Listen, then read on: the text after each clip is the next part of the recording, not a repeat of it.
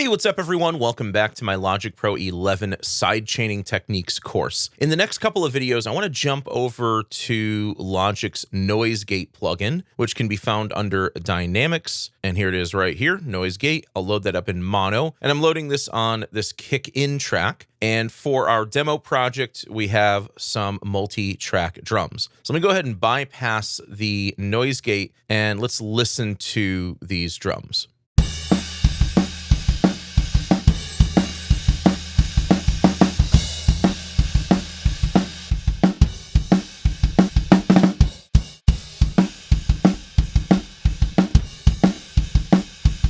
And one really helpful thing to do with a noise gate is you can reduce cymbal bleed in your close mics. So the kick in, the kick out mic, snare top, snare bottom, or snare side, like I have here, your tom mics. Now, we are going to talk about using the external sidechain input in a future video, but for this video, we're actually going to use its internal sidechain filter. So just like in the compressor, where you could select a type of filter, select the frequency that you want to focus on, and use as your sidechain trigger input, you can do the same thing here. And so this helps you to isolate just the drum that you want to come through the noise gate and then have everything else close the gate. So let's listen to this kick in track.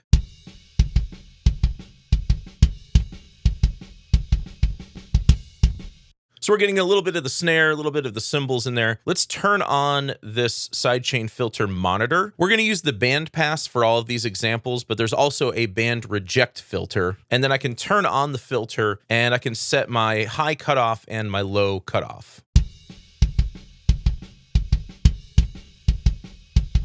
And by the way, you got to have the plugin on in order to hear the monitor.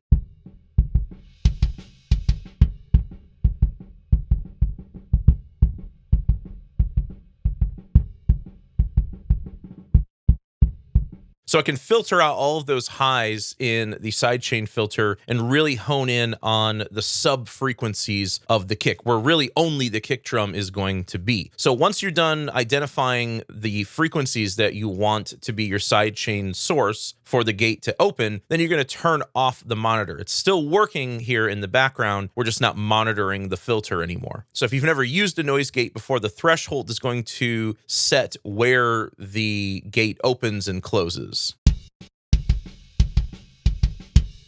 So with a really low threshold, nothing is being gated.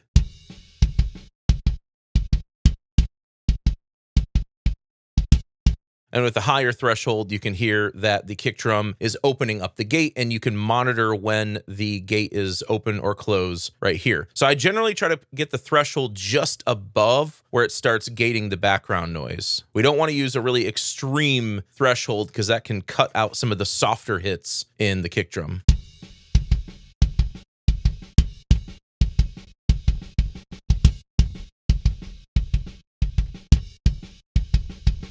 And then you can also control the envelope for the gating. Typically for drums, I set the attack to 0. I pull out the hold and pull out the release a little bit, just so we can get a little bit more of the tail end of that kick. We don't want the entire tail of the kick drum to be lost.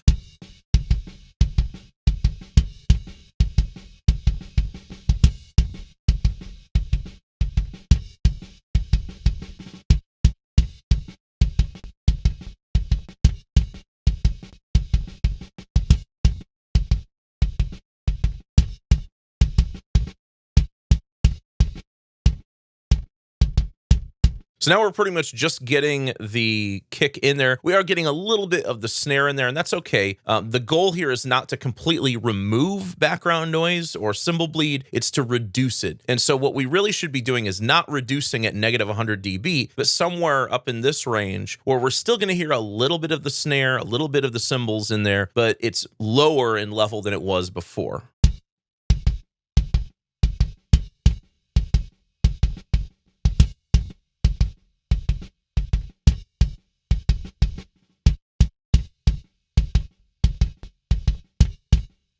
Now, I also like to pull up the look ahead. You get a little bit better processing that way. And the hysteresis controls the difference between the open threshold and the closed threshold for the gate. So while the threshold knob itself controls the specific level where the gate opens and closes, the hysteresis creates a bit of a, I guess, a buffer zone around the threshold. So the gate doesn't rapidly open and close, and we can avoid this sort of choppy sound we're getting right now.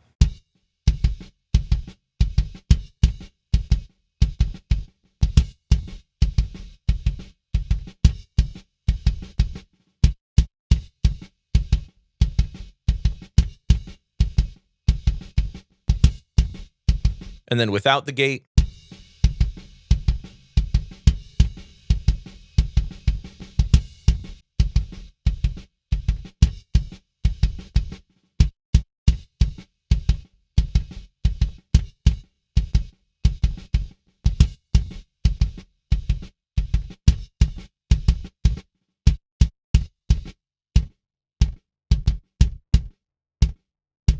Okay, so let's move over to the kick out track. I'm just going to duplicate that gate setting over, and let's give this a listen. We're pretty much going to use the same filter settings here.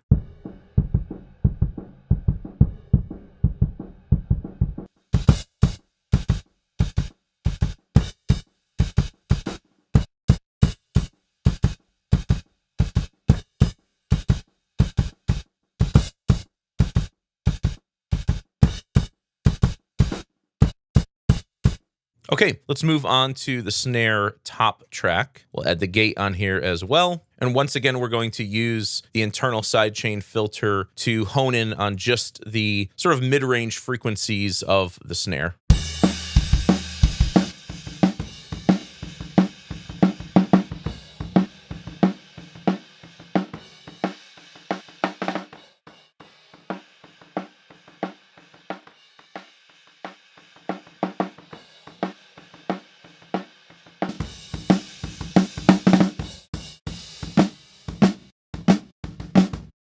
And then we'll dial in our settings to taste. So I'll take a moment and find a setting here that works for the snare.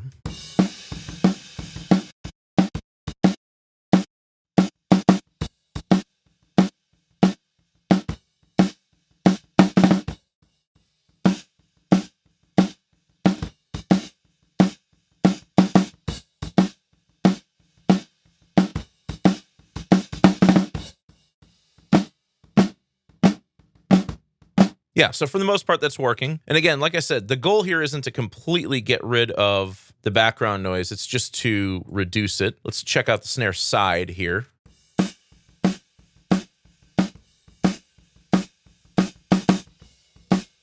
Cool, that one seems to be working pretty well as well. So let's go ahead and solo all of these. And then what I'm gonna do is I'm gonna play it back, I'm gonna bypass it, and then I'm gonna bring it back in so you can hear the sort of cumulative effect of all four of these noise gates on the kick and snare mics.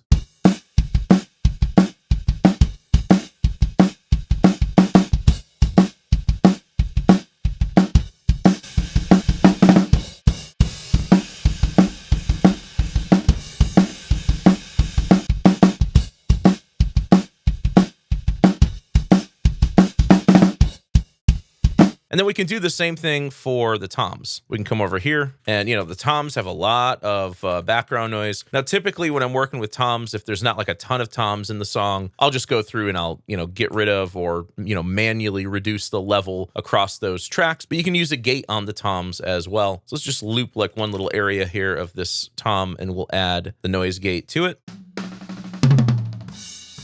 Let's use the monitor to sort of single out that tom.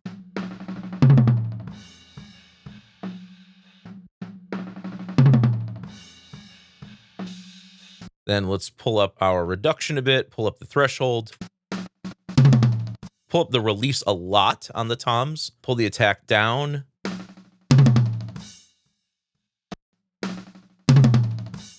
And then from the beginning, let's see how well it handles the crash cymbals. Yeah, so we were getting a little bit of the snare in there, but I pulled up the threshold and that took care of that. And if we come over here again, where the tom fill is, Yeah, there we go. Then we can do the same thing for tom 2. We'll just copy that over, see what that sounds like.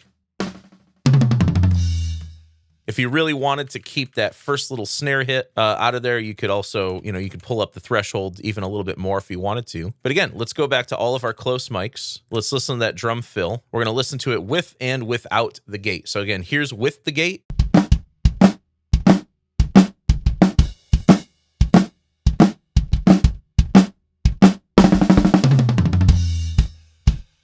And then without the gate.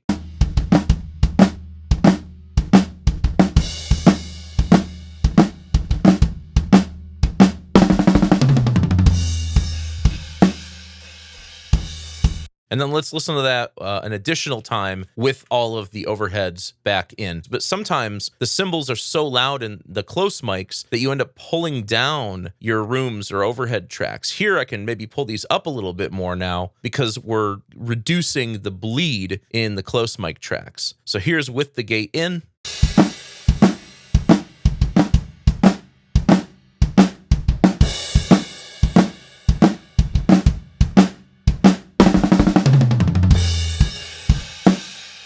And then without the gate.